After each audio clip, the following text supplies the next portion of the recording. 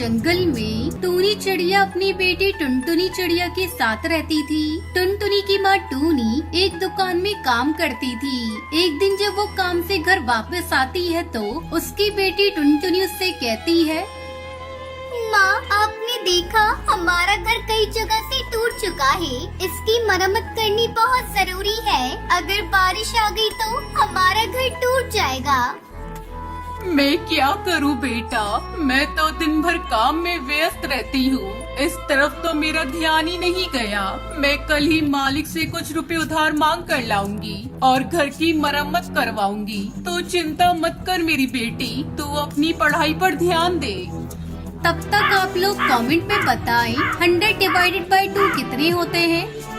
अगले दिन टूनी अपने मालिक से कहती है, मालिक, मुझे कुछ रुपए उधार चाहिए। मेरा घर कई जगह से टूट गया है और उसकी मरम्मत करना बहुत जरूरी है। क्या उधार? मेरी दुकान पर उधार ना ग्राहक के लिए है ना तुम्हारे लिए, समझी? आगे से पैसे मांगने से पहले दूसरी नौकरी ढूंढ लेना। अब मैं क्या करूं? ये भुल्ला चील तो मुझे पैसे नहीं देगा। मैं कैसे अपने घर की मरम्मत करूं?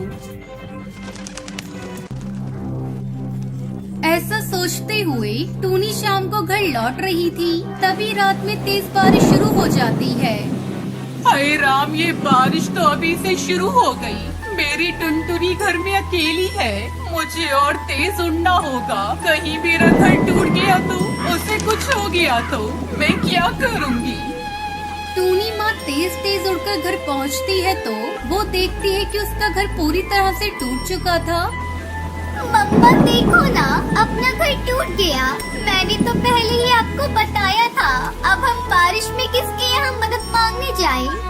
तू तो जानती है बेटा, मैं कितनी मुश्किल से घर चलाती हूँ। आज मैंने जब मालिक से पैसे मांगे तो उन्होंने मना कर दिया। माँ, चलो ना, बारिश रुकने तक कालू अंकल के घर चलते हैं। टूनी और टुनटुनी दोनों कालू के घर जाती हैं। उसका दरवाजा खटखटाती हैं।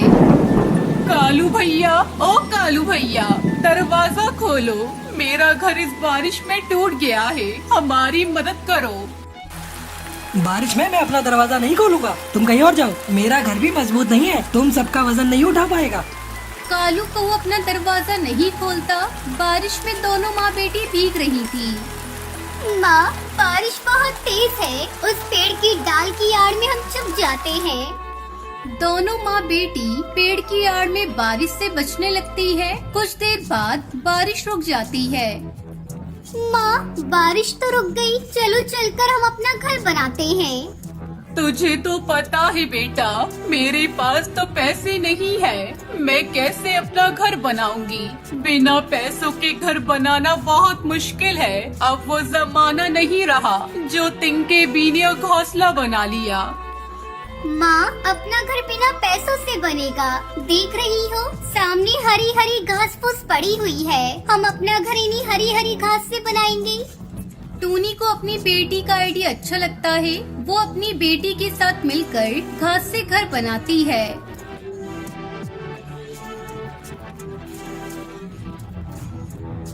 हरी घास का घर देखने में बहुत सुंदर था। अंदर उसमें बहुत ठंडक थी।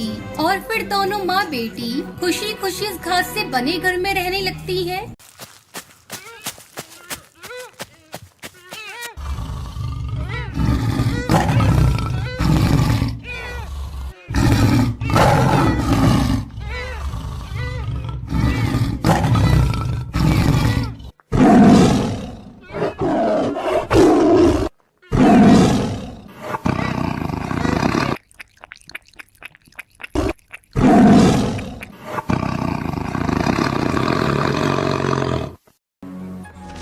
एक जंगल में टुनटुनी चिड़िया अपने 2 बच्चों के साथ रहती थी। उसका पति कालू कौआ अपने खेत में आम की खेती करता था। आम बेचकर उसे अच्छी कमाई हो जाती थी, जिससे उसका पूरा परिवार खुशी से अपना जीवन बिता रहा था। एक दिन टुनटुनी अपने पति से कहती है, अरे पिंकी के बापू, मैं सोच रही थी इस बार नए साल पे अपने बच्चों को लेकर कहीं बाहर घुमाने चलते हैं। हाँ पिताजी, मेरी सारी सहेलियाँ नए साल की पार्टी मनाने शहर जा रही हैं। आप भी हम लोगों को लेकर शहर चलिए ना। नहीं बेटा, तुम्हें पता है ना, शहर में महामारी फिर से फैलने लगी है। ऐसे में पार्टी करना ठीक नहीं। ऐसा करो, तुम लोग इस साल घर में रहकर ही नया साल मना लेना। तब तक आप लोग कमेंट पे बताएं 56 into 6 कितने होते हैं। कुछ दिन इसी तरह बीत जाते हैं। एक दिन कालू जब अपने खेत पर आम को तोड़ने के लिए जाता है तो देखता है कि उसकी सारी फसल बर्बाद हो चुकी थी। वो दुखी होकर घर लौटता है। उसे दुखी देखकर उसकी बेटी पूछती है, क्या बात है पिताजी, आज आप बहुत उदास लग रहे हैं। आज आप हमारे लिए मिठाइयाँ भी नहीं लाए।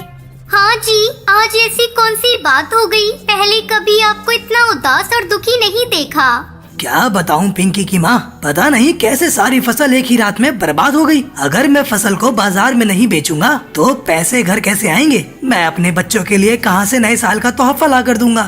आप चिंता क्यों करते हो जी? हम कल ही अपने खेत में जाकर सारे खराब पेड़ों को हटाकर उसकी जगह नए आम के पेड़ को लगाएंगे। जहाँ तक बच्चों की बात है तो हमारे दोनों बच्चे बहुत ही समझदार हैं। वो उपहार के लिए जिद नहीं करेंगे। अगले दिन कालू और टुनटुनी खेत पर जाकर खेत से सारे खराब पौधे उखाड़ रहे थे। तभी उन्हें पौधों के बीच में एक पक्षी कराहता हुआ मिला। अजी सुनते हो जी, जल्दी इधर आओ। ये देखो, यहाँ एक पक्षी घायल पड़ा है, लेकिन अभी भी उसकी सांसें चल रही है। कालू और टुनटुनी दोनों उस पक्षी की देखभाल करने लगते हैं। थोड़ी देर बाद उस पक्षी की हालत में कुछ सुधार होता है और वो पक्षी एक परी में बदल जाती है।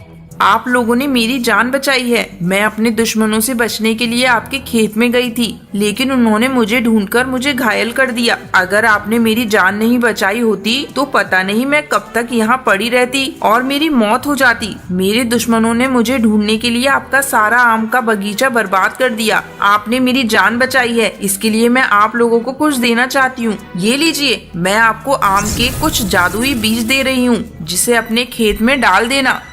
टुनटुनी को बीज देकर वो परी वहाँ से गायब हो जाती है। दोनों पति पत्नी आम के बीज को अपने खेत में डाल देते हैं। अगले ही दिन उनके खेत में आम के पेड़ों पर सोने के आम आ जाते हैं, जिसे देखकर कालू और टुनटुनी बहुत खुश होते हैं। कालू आमों को सुनार को बेचने के लिए चला जाता है। इस तरह जादुई आमों की खेती करके कालू का पूरा परिवार खुशी खुशी नया साल मनाता है।